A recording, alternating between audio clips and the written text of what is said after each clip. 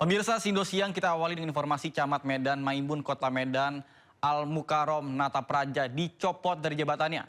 Pencopotan dilakukan karena dirinya menggunakan kartu kredit pemerintah daerah untuk bermain judi online hingga 1,2 miliar rupiah.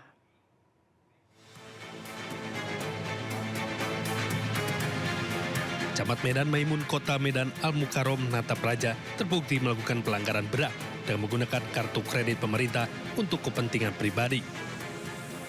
Al Mukarrom menggunakan anggaran pemerintah daerah untuk membayar hutang, menyewa rumah, hingga bermain judi online.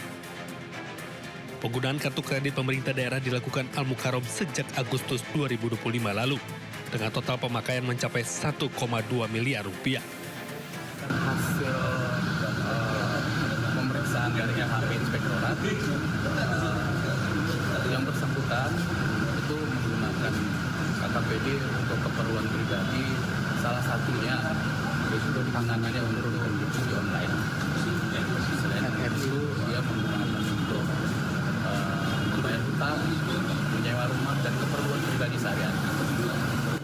Pada kasus ini, pemerintah Kota Medan memberikan sanksi berat dengan mencopot Al Mukarrom sebagai Camat Medan Maimun. Dari Medan, Sumatera Utara, Ahmad Ridwan Nasution, iNews melaporkan.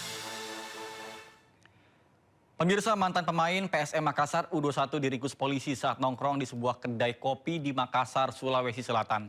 Pelaku ditangkap usai menggelapkan sepeda motor yang dirental hingga dijual melalui akun jual beli di media sosial.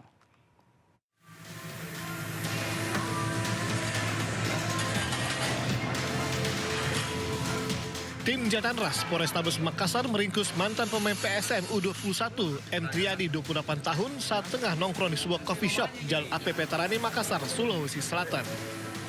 Pelaku diringkus atas laporan jasa rental kendaraan di Kota Makassar yang sepeda motornya disewa pelaku namun tidak dikembalikan. Hasil pemeriksaan, pelaku nekat menjual satu sepeda motor melalui akun jual beli di sosial media dengan harga yang murah. Ironis, 2 juta rupiah hasil penggelapan itu digunakan untuk membayar utang ke rekannya. Kami berdasarkan laporan pengaduan masyarakat yang mana terkait kasus penggelapan satu unit sepeda motor yang dilakukan oleh pelaku inisial T. Salah seorang diduga berprofesi pemain sepak bola yang ada di Kota Makassar. Pelaku kini mendekam di sel tahanan Satreskrim Polrestabes Makassar guna mempertanggungjawabkan perbuatannya. Dari Makassar, Sulawesi Selatan, Syahrul Adiaksa, iNews melaporkan.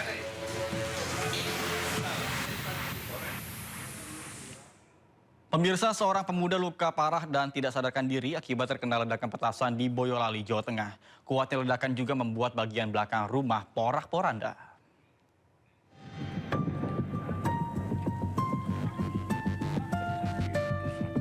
Sebuah rumah di Desa Bendungan, Simo, Boyolali, Jawa Tengah hancur akibat ledakan bubuk bahan petasan. Atap rumah ambruk, perabotan berserakan akibat kuatnya ledakan. Insiden ini terjadi saat seorang pemuda berusia 18 tahun uji coba meracik petasan. Namun tiba-tiba terjadi ledakan yang melukai dirinya sendiri. Korban sempat dilarikan ke rumah sakit terdekat sebelum akhirnya dirujuk ke rumah sakit di Kota Solo karena kondisinya kritis. Polisi telah menggelar olah TKP, menyita sejumlah barang bukti serta memeriksa sejumlah saksi, termasuk keluarga korban dan kepala desa setempat.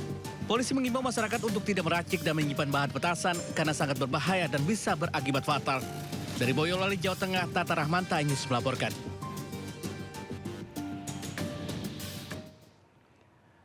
Pemirsa, diguyur hujan deras, ruas jalan DI Panjaitan Jatinegara, Jakarta Timur, Kamis pagi kembali terendam banjir hingga setinggi 50 cm. Akibatnya, selain arus lalu lintas mengalami kepadatan, puluhan sepeda motor juga mogok. Mantap.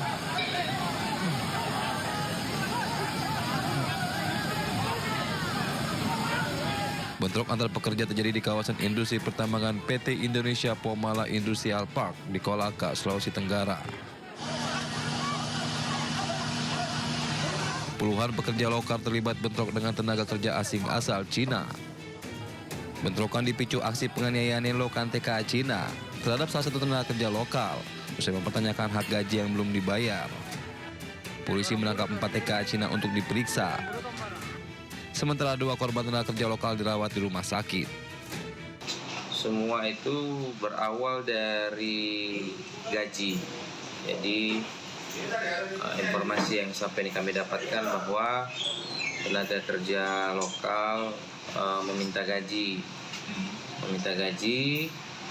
Terjadi keributan, akhirnya dibawa ke kantor untuk dilakukan mediasi.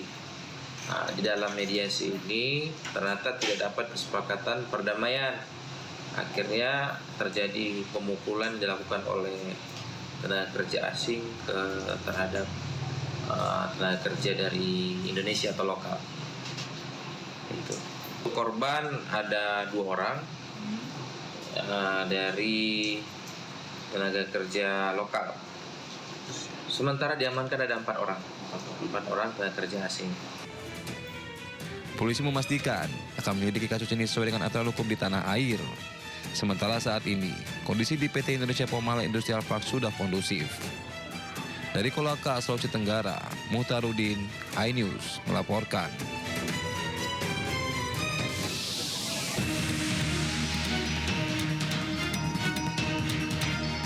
Warga Jalan Pepayan, Tambora, Jakarta Barat dikagetkan dengan peristiwa ledakan yang berasal dari sebuah rumah berlantai 2. Kerusakan parah terlihat di pintu rumah dan atap. 4 orang penghuni rumah dan 3 warga lain terluka dilarikan ke rumah sakit Tarakan. Sebelumnya, ledakan terjadi saat penghuni rumah hendak memasak dan mencium bau gas yang bocor dari tabung gas 3 kg. Berpapasan sama korban, Om Slamet tuh, ini udah luka bakar nih, udah berdarah-berdarah, rambut pun udah kena api, kebakar api. Regulator dia punya gas, ternyata itu nggak nempel ke tabung melonnya itu, udah terbuka. Usai menerima laporan warga, pihak kepolisian Polsek Tambora langsung melakukan olah tempat kejadian perkara dan memasang garis polisi. Tim Liputan iNews melaporkan.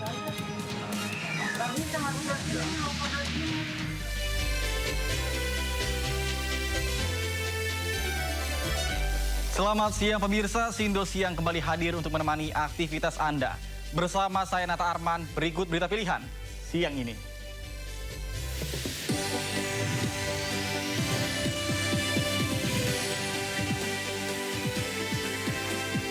Diguyur hujan deras di Jalan DI Panjaitan Jatinegara, Jakarta Timur, terendam banjir hingga setengah meter.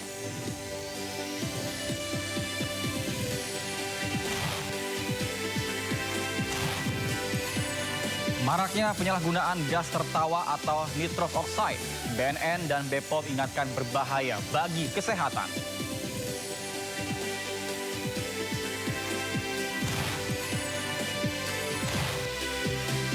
Bareskrim Polri ungkap indikasi penggelapan dana oleh PT DSI. Aktor Dude Herlino berpeluang dipanggil polisi.